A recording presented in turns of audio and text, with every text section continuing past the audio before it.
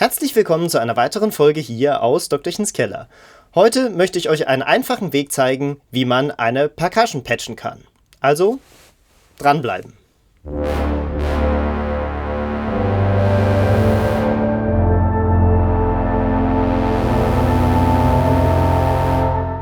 In meinem letzten Video, wo ich ein Ambient-Stück hochgeladen habe, sind verschiedene Percussions drin, die auch auf verschiedene Arten erzeugt worden sind.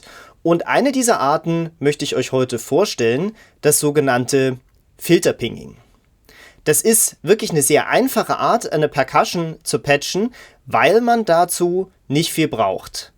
Man braucht einen Filter, und zwar eins, das auch bis in die Eigenresonanz gehen kann, und man braucht irgendein impulshaftes Signal. Das kann beispielsweise einfach das Triggersignal eines Sequencers sein. Und das war's im Grunde schon. Wir schauen uns das mal direkt am lebenden Objekt an. Hier an diesem Filter ist gerade etwas derartiges gepatcht. Wir sehen, ich habe jetzt hier den Bandpass-Out genutzt. Der geht hier in meinen Mixer. Und ansonsten in dem Audio-In, ganz wichtig, steckt jetzt in dem Fall einfach ein Clock-Signal. Aber wie gesagt, man kann das auch mit einem Triggersignal eines Sequencers machen. Wie hört sich das Ganze jetzt an? Zum Beispiel so.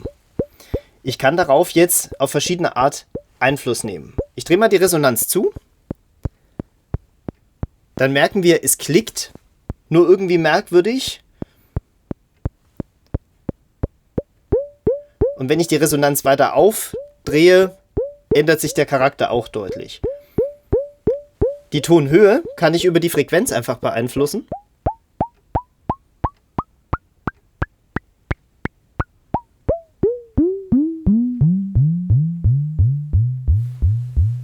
Und die Länge des Tons über die Resonanz.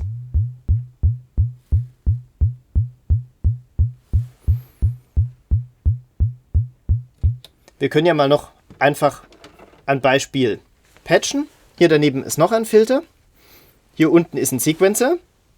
Nehmen wir einfach mal den Ausgang des Sequencers und gehen in den Audioeingang des Filters und den Audioausgang des Filters schicken wir einfach auch wieder in unseren Mixer.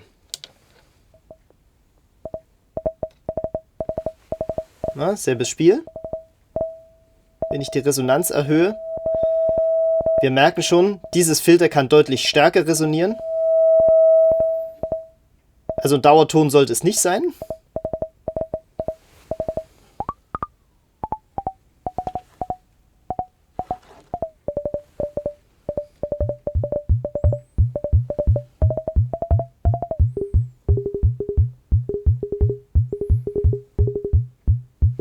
So, und schon haben wir auf ganz einfache Art, im Prinzip nur mit 2 Filtern, eine Percussion gemacht.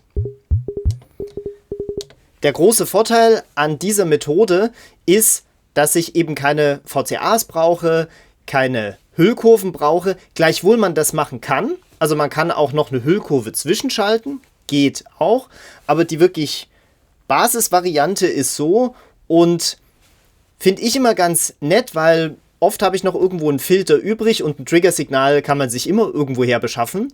Und dann kann man halt zusätzlich noch ein paar kleine Elemente hinzufügen, auch wenn man eben irgendwo nicht mehr genügend Hüllkurven oder eben auch VCAs übrig hat.